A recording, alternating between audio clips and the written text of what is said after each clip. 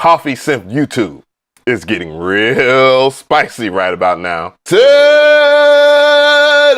we are checking out the homie.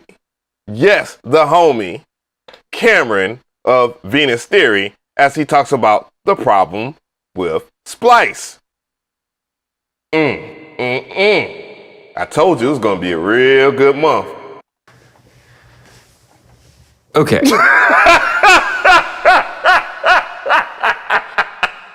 Man, you already know when he has to sit down for this one. Well, he sits down every other video, but it's going to be good. This is gonna be a weird video. A little while ago, I was out mowing the lawn, and a question came to mind that has been absolutely breaking my brain.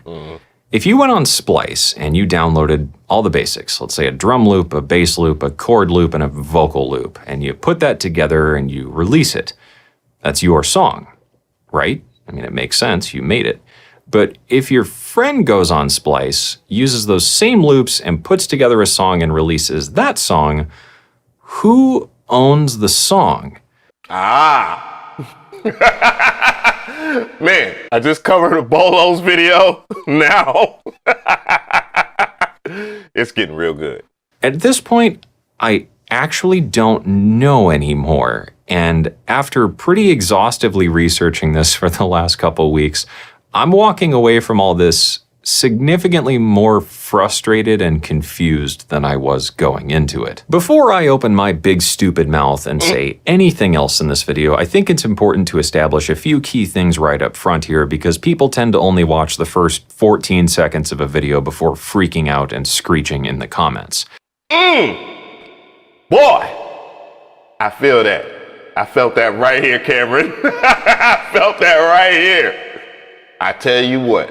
First off, this is not a hot tea takedown video on Splice or anything like that. I love services like Splice and Loop Cloud and all that stuff, and I think this idea of samples as a subscription is one of the best innovations in music in the last decade. I 100% agree. I think what Splice did was observe the market, observe the issue in the market, which is usually people that give you recycled garbage over and over and over again, give it a different name, cover, and then turn around and say they did it themselves with no legitimate proof. It happens all of the freaking time. And I'm pretty sure everybody is sick of it. Splice also realized that subscription plan services go extremely well with lucrativeness. So they looked at businesses like Netflix and capitalized on the market that was very empty in the music industry. So I applaud them for that much. When I was getting started in music, samples only came in sample packs, and I couldn't afford to go out spending $150 a week on sample packs to only use a few kick drums from them. Secondly, the reason I'm using Big Fish Audio. And shout out to Big Fish Audio, by the way. Splice as the key example in this video is because it's probably the most popular sample subscription service and also the most notorious for causing copyright issues. Boy, see, I am so glad that he's covering this topic because it is a big issue. You know, a problem is huge when someone like Decap, which makes sample packs and drum kits for Splice, ends up getting copyright claims on his channel for something that he created, which is quite ridiculous. It goes back to the very beginning of Venus Theory's video or Camron's video. And yeah, it's an issue. So when a lot of you guys turn around and cry about having to clear a sample or having to give credit on an album, dude, there's a chance that your music won't get heard at all once someone takes that royalty-free sample and makes a hit record out of it. Yeah. So royalty-free really isn't royalty-free, is it? I think the reason for that is really just basic math and logic. The more people that use the service, the more people that use the same samples, and the more people that end up stuck in copyright hell. Thirdly, I am a professional musician, I'm a professional sound designer, and I'm a pretty amateur YouTuber. And as a musician, and especially as a YouTuber, like a lot of you, I have had my fair share of getting mushroom stamped by content ideas. So it's quite clear he has been through this whole entire situation. I mean, holy crap. I couldn't tell you how many freaking times I have been copyright claimed by Universal Music Group. I want to put this out there. Universal Music Group manually copyright claimed for making hi-hats on a live stream while making a whole entire different beat with no samples. How does that work? Tell me. Tell me somebody. About in this video, because I think we have a really big problem, and I'm not actually sure there's a way to solve it. Sampling is fairly straightforward, and there are rights and royalties involved, and it's important to understand what these two things mean. The most basic example of all this is if I wrote a song and His brother pulled out stick figures. you copied that song and you released that song, you're now infringing on my rights to that musical work as part of my intellectual property. However, if I wrote a song and you really liked the melody and you want to use the melody for that in your song, you can sample it. Then you would contact me or the publishing company or the rights holder, ask for a fee or a royalty split, come to some kind of agreement, and then you can use that melody in your song and release it. This is why I like TrackLib over Splice. Splice isn't clear about their terms of service. They use the buzz term royalty free to get everybody rolling in because people understand, and if you put the word free by a word, that they'll come rolling in. And it's not free, guys. You're paying monthly to listen to sounds. You can't even download all the sounds from your subscription without paying Splice more money. I ain't gonna even lie to you. That was genius. Next example would be a sample pack. If I make a sample pack, once you buy the sample pack, you're allowed to use those one-shots and loops in your songs. You hear that? You guys hear that? That's exactly how we do our business over there at 16levels.com. Wait for it. However, it's important to understand that you do not own those sounds. You own the license. The license, not the sounds. a license to use them in your music. These are what we would call royalty-free sound, and this is the cornerstone of all these sample subscription services and basically every sample pack ever made. These are sounds that you're allowed to use in your music without needing to pay an additional royalty to the owner of these sounds, in this case, me, the person who made the sample. If you paid for it. If you paid for it. A lot of you guys are running off to Reddit and downloading people's sample packs, and then one of you guys get a placement, and then you don't understand the terms of service, or it's not in the damn pack itself, and then you get upset, but yet you guys get upset when someone steals your beats. We got to have some middle ground. Then we get into the weirder case of what I would call the public sample pool. These are samples that are so common and so iconic that enforcing any kind of royalty collection on any of these would just be impossible. Things like the Amen break, samples from popular memes, the chop snare, or the fair... That man said the chop snare. You're talking about like Yo Chop. And I'm not trying to be disrespectful.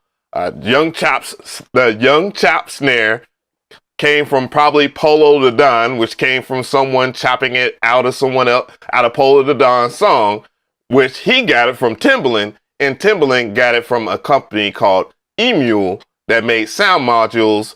And I believe the sound module, if it's not the Proteus 2000, which I do own, is Planet Fat or the Mo Fat. I think it's in all three of those. Light orchestra hit have become so deeply ingrained into music culture that there's no reasonable way to enforce or collect royalties or establish rights to the use of these samples. So in a weird way, they sort of become public domain. I kind of get what he's saying about public domain. My only thing is this right here. A lot of people, they will just copy something and then put it into whatever that they're trying to do, and then say it's theirs. And that's kind of ridiculous. Now, in comparison to something like, Universal versus Nintendo. Nintendo being one of my favorite companies, and their biggest come up was when Universal made a movie called King Kong, which is a public domain movie, and then Nintendo made Donkey Kong, which is a video game. They're probably their most famous video game at that particular time, and Universal tried to sue them. Universal tried to sue them because King Kong was similar to, or Donkey Kong was similar to King Kong, and let's be real, like Donkey Kong is his own entity, it's a video game. Like Nintendo pretty much changed the game at that time, no pun intended, but to say the least, that's what made Nintendo the company that they are today. That particular lawsuit was won, and then you started to see Nintendo rise. So this now brings us back to the splice problem. If you sing Twinkle Twinkle Little Star and the alphabet back to back, you'll notice something interesting. They're the same melody. There's a little bit of a rhythmic difference, but for the sake of argument, they're 99% the same. So now we go to splice. If you download one melody loop and someone else goes and downloads that same melody loop, who owns that melody? Now on Splice, if you go in and download a melody and use it in your track, and someone else downloads that same melody and uses it in their track, because it's royalty-free samples, all should be well, assuming all other things are equal, right? Well, in the case of Daddy Content ID, that is definitely not the case. Did you hear that, guys? That buzz term royalty-free comes with its own caveats. Again, the situation with Decap was worse than that. If I'm not mistaken, a person went out, bought his loops from Splice that he created, meaning that he is the original owner of those loops, period. Regardless if it's on Splice or not, he made it. Now, I don't understand the agreement, or know the agreement rather, that they have together, but I do know that Splice likes to wash their hands and say that something is royalty free, and then we're not talking about the litigations. Then they wash their hands again and say, hey, guess what? We're not a part of this. That is the beauty of being a technology-based company. Splice Problem actually goes deeper than that. I've had people that were a part of their Splice ecosystem take drum kits that I have created from scratch and have manipulated and so forth. They have bought it from my website, but they thought they had the right to just go ahead and redistribute it on Splice.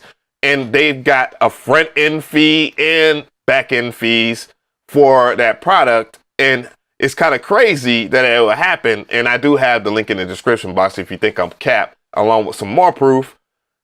It's kind of ridiculous that there are a lot of people that won't even make their own samples. They will turn around and they will give you, if you're lucky, a shout out on social media or whatever. Like that clout will really mean anything. And then they'll turn around and make double, triple, quadruple, or whatever amount of money just reselling it. And probably not just on Splice, but everywhere else. It's kind of ridiculous and it's out of hand. Yeah, as I digress, I just want to give a shout out to Camron of Venus Theory. I'll have all the information in the description box, including the situation with me and Splice years ago. One thing I will like to clarify with everybody, especially if Camron ends up going on Splice and doing his thing or whatever, hopefully, you know, whatever situation they have, that he doesn't fall for the same trap that I did, because they'll ask you to remove the video off of YouTube. That's why I'm reacting to it right now.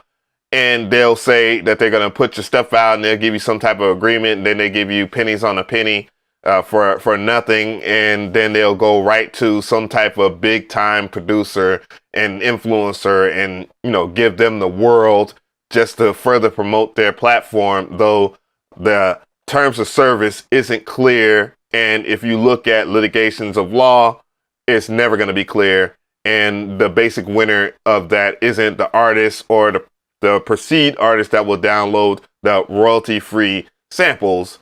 The winner is Splice, because they can wash their hands and say, we're a technology company. We should sell the technology, not the samples. Think about it.